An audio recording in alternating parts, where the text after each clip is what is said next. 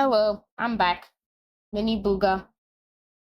And today we are going to be doing the pros and cons of Arch Linux. So, Arch Linux is a rolling release distro, and it is very clean. At least the Arch from the official Arch site. I'm using Gardula Linux, which is also Arch. So Arch Linux, it has its pros and cons. One pro is that it's very customizable. You can do absolutely anything you want with it. A con is that when you break it, you're gonna have to. There's no tool to automatically fix it. No blue screen of death. We're collecting some information for you. It is a distro where it's a DIY. It's very DIY. So that is what we're going to be talking about today. So first up, we're going over the repositories. So the Linux, so Arch Linux uses Pacman by default. The Pacman, it uses -s to install. But that doesn't contain everything. So you can use the AUR, the Arch User Repository. So with this, you can install anything you want, like Google Chrome. A lot of stuff on here. There's a lot of stuff on here that you can get from the Pacman. The con about this is that, well,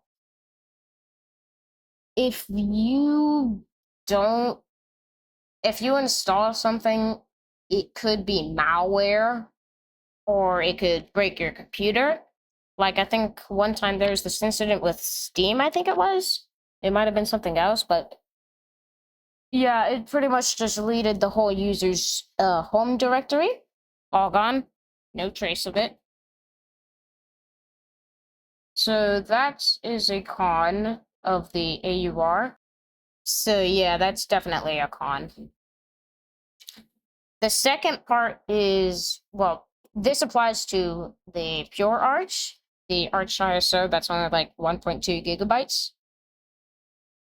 You don't get a little installer like click here, do you want to dual boot or try boot or wipe the whole disk? You don't get any of that. You get you get a shell and only a shell.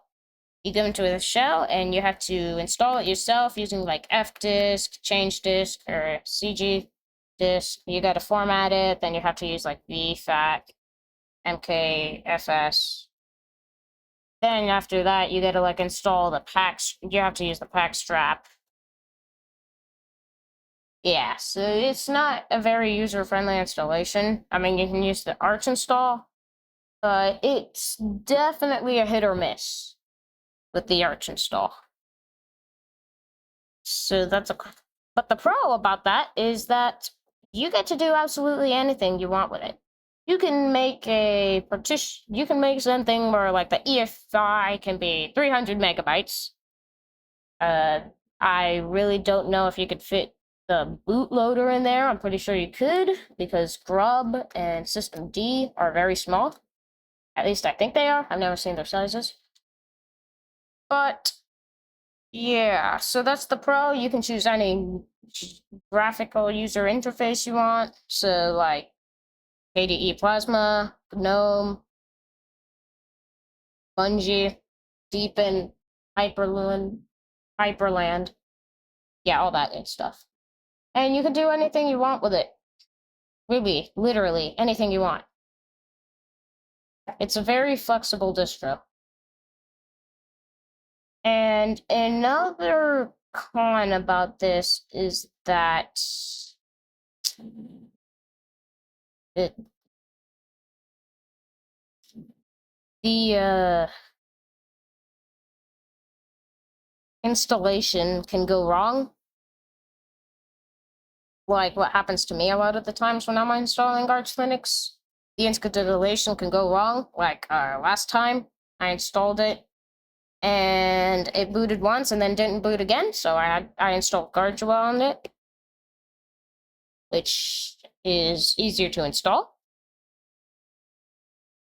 But the pro is that if you end up installing it successfully, you will feel really good, because that is a very tough process. It's lots of commands, and the average dude that uses Windows, that has been using Windows all his life, yeah, he's probably not going to use Arch Linux because of that scary shell. In fact, he's probably not going to use Linux at all because, oh no, it's not user-friendly. It's becoming way more user-friendly than it used to be. Like, you don't have to stare at the terminal. You don't have to stare at the scary black box of doom. You can just go to the App Store and install whatever you want. Like on here, the KDE Plasma uses Discover. Oh wow, you can install anything you want from the Flatpak store. That's very useful. So yeah. The average Joe should not be using Arch Linux. Yeah. Well, goodbye.